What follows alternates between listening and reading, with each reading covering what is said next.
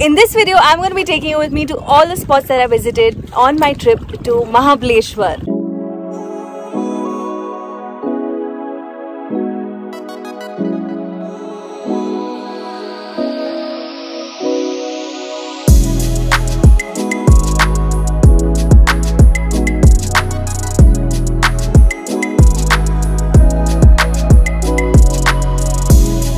Hi everyone and welcome to Sugar Spice Nice. My name is Shweta and this is going to be a video about all my favorite tourist spots that I roamed around while I was in Mahabaleshwar. Let's start with boating in the Vena Lake.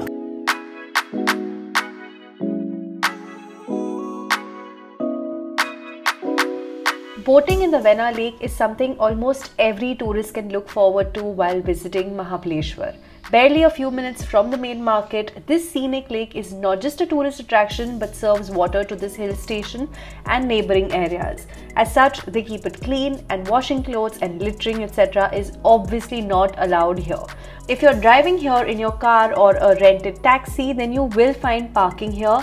The area leading up to the lake is pretty touristy, lots of sellers with local produce, red radishes, baby carrots, corn and strawberries.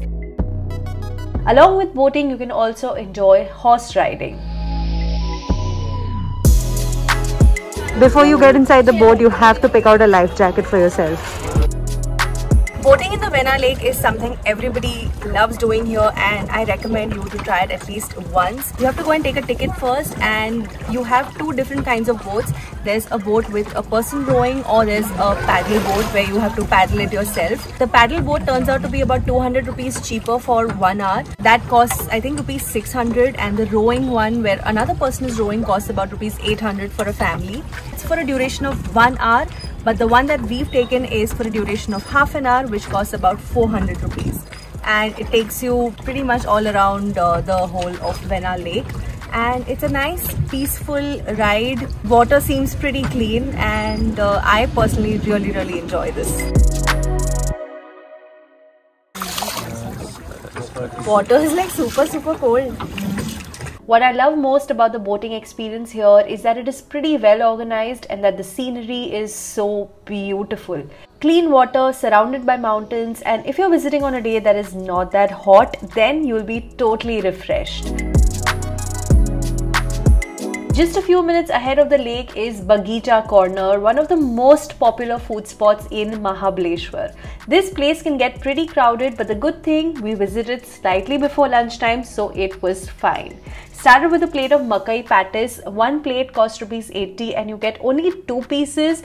I was a tad bit disappointed with the quantity, but the quality made up for it. It was hot and tasty. The outer part of the patties is slightly crispy and inside there's a potato coating with a generous amount of corn in between.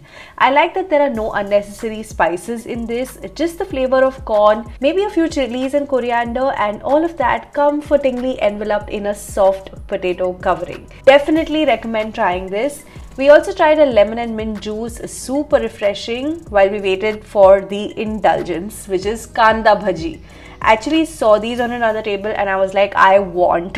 I mean, would you look at them? How many of you would want them right now? Let me know very honestly in the comments. These are probably the crunchiest onion pakoras I've had. Coated with gram flour and deep fried, these were worth every calorie.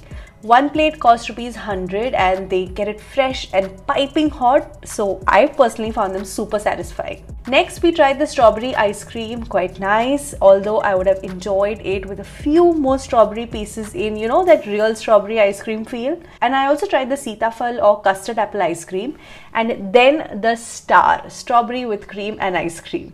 In my honest opinion, this was overrated. Firstly, the tall glass, quite deceptive of the quantity, and there was more cream and ice cream and less berries. I personally like more berries. But it was not like it was all bad. I mean, I've definitely had better. That's the only comparison I'm trying to make. I think this cost around rupees 150 or 180.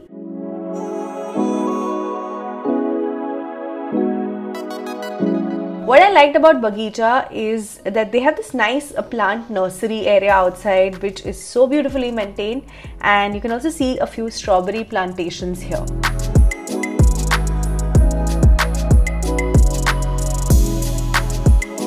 Next stop is Old Mahabaleshwar, about 20 minutes from the main market area. This is a nice drive and one can definitely feel the difference between old and new Mahabaleshwar. Old Mahabaleshwar is less crowded for sure and it's famous for its temples. The area outside the temples is quite typical, touristy, and you can visit actually 4 different temples here. Photography and videography inside is prohibited, but you can definitely enjoy it outside.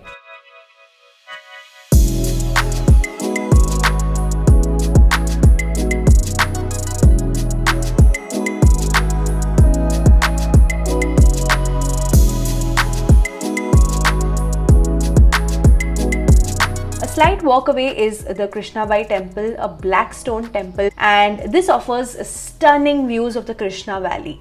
The temple is also the source of Krishna River.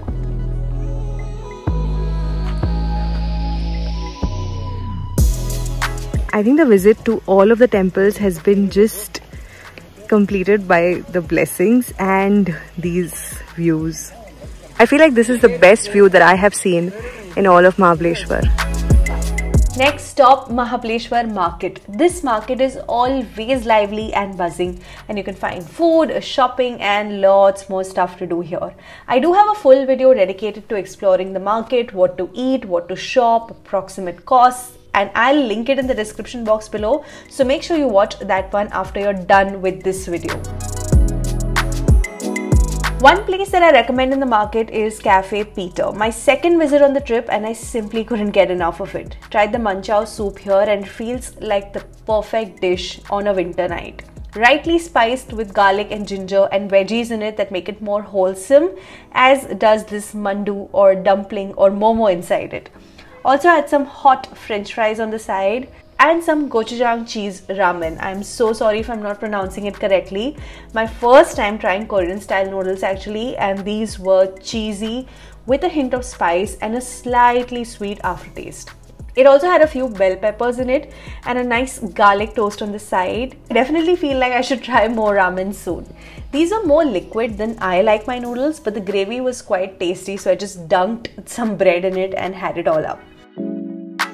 Totally not my style, but felt like finishing the night with a coffee for some reason.